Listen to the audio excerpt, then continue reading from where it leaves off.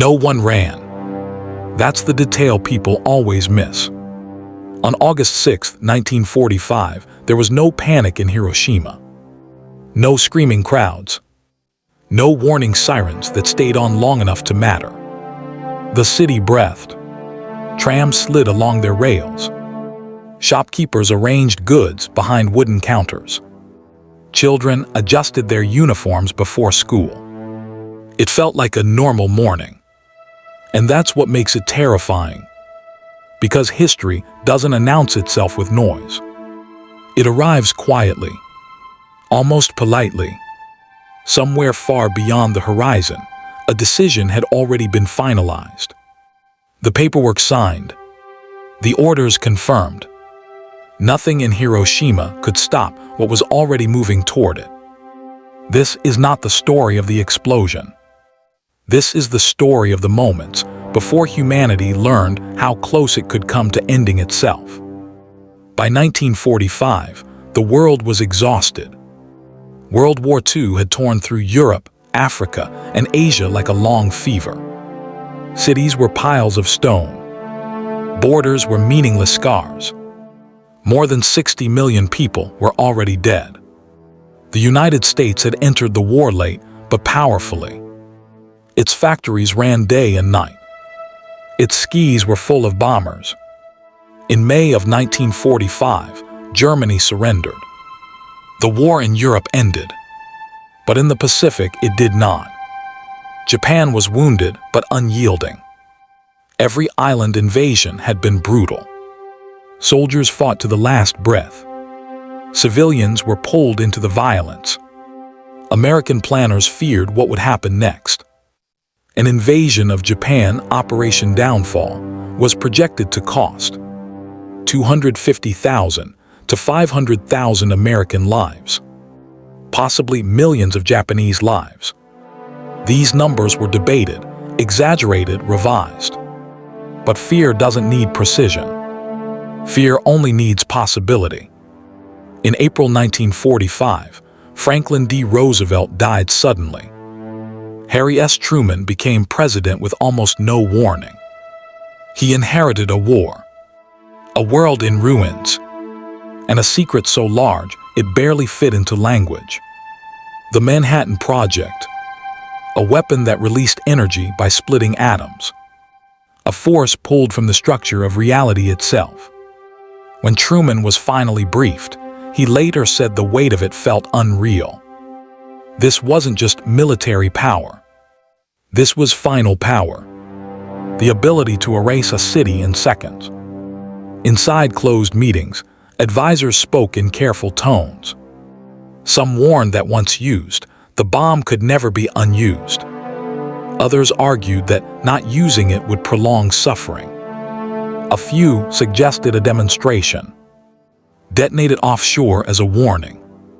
But warnings depend on restraint. And restraint in war often looks like weakness. Power prefers clarity. Scientists who helped build the bomb began to worry.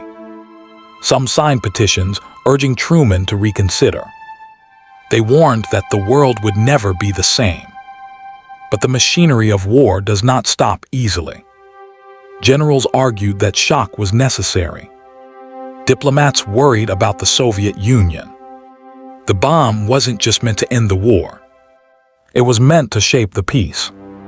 Power is never used for one reason alone. It always carries other messages with it. Truman believed history would judge him harshly if the war dragged on. He believed that decisive action saved lives, even if it destroyed a city. And once that belief settled in, the rest became procedure. On Tinian Island, the crew of the Enola Gay prepared for a mission unlike any other.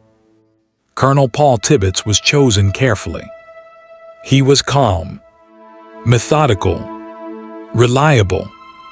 The aircraft lifted off at 2:45 a.m. Inside, the crew joked nervously. Some tried not to think about what they carried. Others didn't want to know. The bomb was called Little Boy, a harmless name for something that would rewrite history. As the plane crossed the Pacific, Hiroshima detected it. Air raid sirens sounded briefly, then stopped. A single plane wasn't worth waking the city. People went back to sleep. That decision, small, reasonable human, sealed their fate. At 8:00 a.m., Hiroshima was fully awake. At 8:09, the bomber reached its final approach. Inside the aircraft, there was no speech. No dramatic pause. Only checklists. At 8:15 a.m., the bomb was released. For 43 seconds, nothing happened. The city lived. People crossed streets. Windows stayed open. Clocks ticked. Then light appeared. Not fire. Light. Brighter than the sun. In less than a second, tens of thousands of lives ended. And in that instant, humanity crossed into a new era. Not because it wanted to, but because it could. Survivors later struggled to explain what they saw. Skin burned without flames. Shadows burned into walls. Silence louder than explosions.